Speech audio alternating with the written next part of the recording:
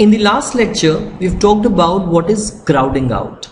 Okay, that is when government expenditure increases, there is a fiscal expansion which is taking place, aggregate demand increases, so and hence ultimately, and this also leads to an increase in the equilibrium interest rate.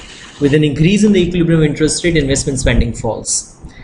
So the initial increase of income, it is reduced. Fine. So while income could have increased from y0 to y double dash, but it is reduced to y dash.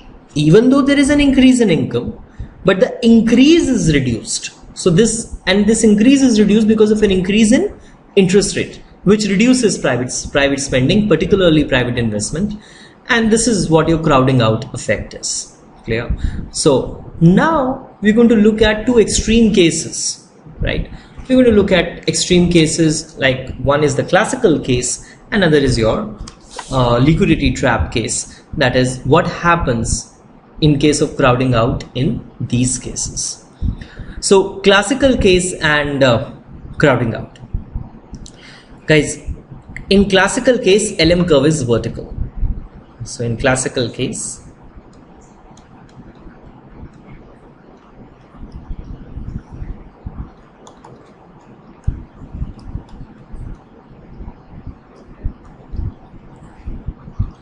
LM curve is vertical. So when LM curve is vertical and the IAS curve is normally sloped, so and there is an increase in G, there is a fiscal expansion which is taking place. So whenever I write increase in G, it means there is a fiscal expansion. Fiscal expansion which is taking place. So we'll say and we'll prove that here in this case your fiscal expansion will have no effect on income. It will have no effect on income, only interest rate increases. So when you have the vertical LM curve and fiscal expansion takes place, there is no effect at all on the equilibrium income, only the equilibrium interest rate increases. So this is the effect, right? Now let's look at it slowly. One, there is an increase in G, government expenditure increases. So when government expenditure increases, what happens to the IAS curve? It shifts out. So IAS curve shifts out from IAS to IAS dash. IAS curve shifts out from IAS to IAS dash. Now when IAS curve shifts out to IAS dash, what happens? Is there any increase in output? No, there is no increase in output. Earlier IAS and LM are intersecting at E. Now let's say IAS and LM are intersecting at E dash. At both E and E dash, output is same at Y0, but interest rate has increased from I0 to I dash. Right? Interest rate has increased from I0 to I dash. So what will this affect? What will this increase in interest rate have an impact on? As you guys remember that investment is a function of interest rate, right? In fact, it is a negative function of the interest rate. So when interest rate increases, investment falls. When interest rate falls, investment increases. All of this we have seen in the earlier recording.